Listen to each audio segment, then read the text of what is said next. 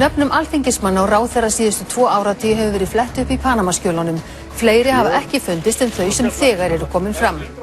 Engin listi til yfir Íslendinga sem tengjast aflandsfélögum. Vinna þarf úr geysilegu magni gagna til að teikna upp umsvif íslensks viðskiptalífs í skattaskjólum.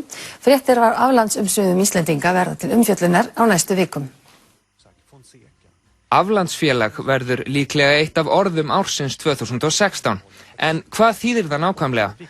Þótt skilja megi það sem hvers konar félag sem skráð í útlöndum, það yfirleitt notað félög sem eru ekki skráð í ríkjum með hefðbundið vestrænt skattkerfi, heldur á svonefndum aflandssvæðum.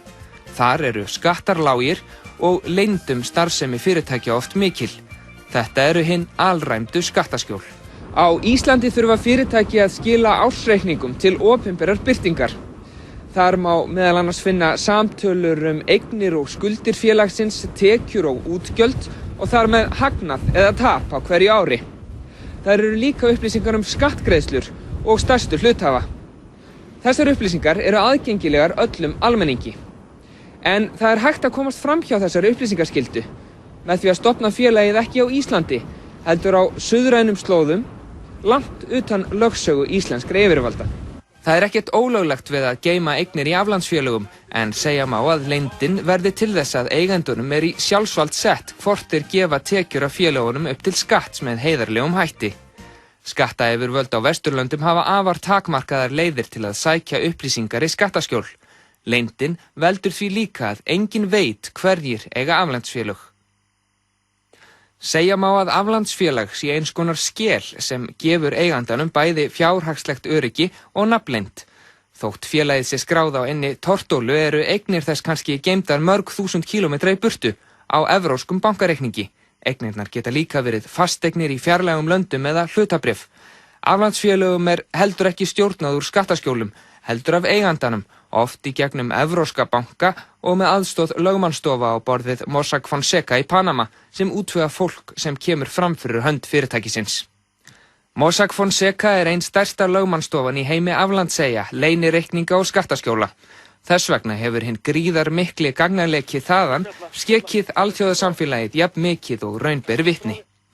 Heimildarmaðurinn sem stal Panamaskjölunum frá Mossack Fonseca afhenti þau stærsta dagblaði Þýskalands, Süddeutsche Zeitung, sem leitaði eftir samstarfi við alþjóðasamtök rannsóknarblaðamanna ICIJ. Samtökin fengu tölvusérfræðinga til að smíða gríðarstóran gagnagrunn sem mögulegt að leita í. Aðeins ICIJ hefur forræði yfir skjölunum og ætlar ekki að birta þau í heild, en hefur veitt fjölmiðlum víða heim aðgang, þar á meðal Reykjavík Media.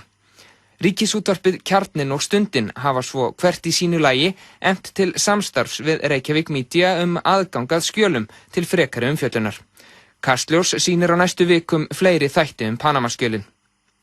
Afar mikið verk að vinna úr öllum skjölunum því þótt tölvan bendi á nafn tiltekins manns getur fréttamaðurinn þurft að lesa í gegnum tugi blaðsíðna af tölvuskeytum og viðhengjum til að koma auga á eitthvað sem markvert.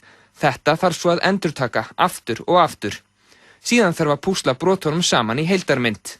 Það því ekki til einn listi yfir þá sem tengjast aflandsfélögum. Nöfn 600 Íslendinga hafa fundist til þessa, en þeir kunna að vera fleiri. Samkvæmt upplýsingum frá Reykjavík Media búið að fletta upp nöfnum allra alþingismanna og ráðherra síðustu 20 árin. Þau nöfn sem fundust hafa þegar komið fram.